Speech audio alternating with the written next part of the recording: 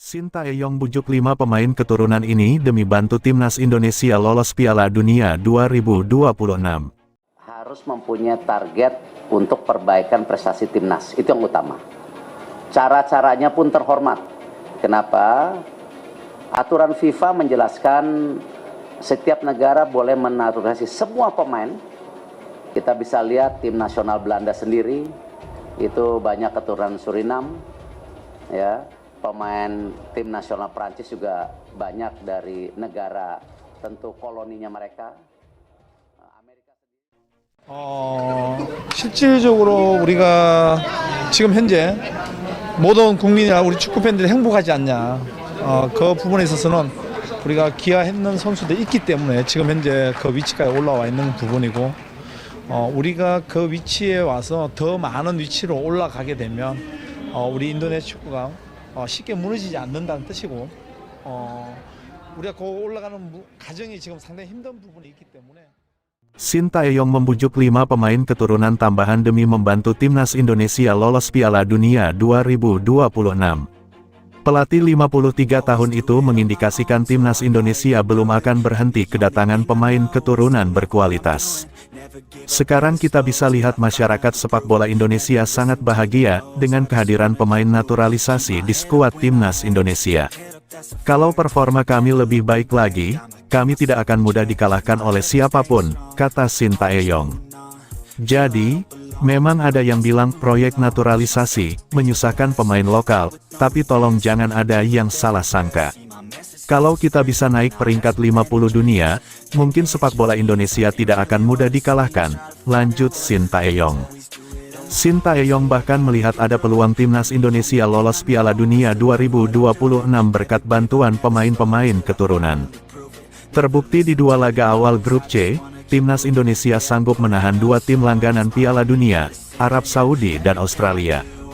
Jika meraih hasil positif saat tandang ke Bahrain dan China pada matchday ketiga dan keempat, peluang timnas Indonesia ambil bagian di Piala Dunia 2026 semakin besar. Langkah timnas Indonesia ke Piala Dunia 2026 semakin mudah jika setelah Miss Hilgers dan Eliano Reijenders hadir, ada pemain top lain yang gabung skuad Garuda. Setidaknya ada 5 pemain yang diharapkan segera gabung timnas Indonesia. Mauro Zelstra, FC Volendam U21, terang-terangan mengaku sudah mengirimkan berkas ke PSSI. Ole Romeni, FC Utrecht dan Kevin Dix, FC Copenhagen, terus didekati PSSI.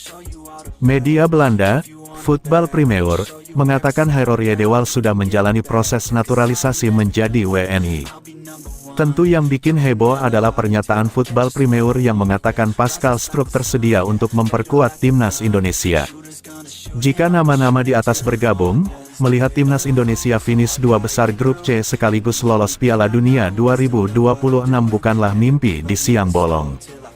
Diprediksi, tim skuad Jepang pun takkan mudah menumbangkan timnas Indonesia jika Ole Romeni dan kawan-kawan gabung skuad Sintayong.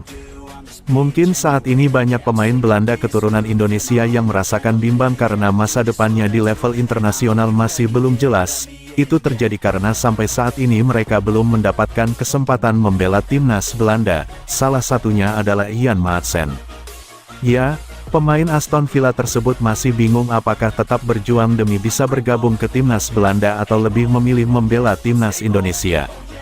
Hal inilah yang akhirnya menimbulkan beragam reaksi, entah dari Indonesia sendiri maupun dari Belanda yang notabene adalah negara dari Ian Maatsen. Berdasarkan informasi, PSSI dikabarkan diam-diam tengah melakukan sebuah operasi demi bisa mendapatkan pemain keturunan baru, dan dikabarkan pemain yang diincar PSSI mengerucut pada sosok Ian Maatsen.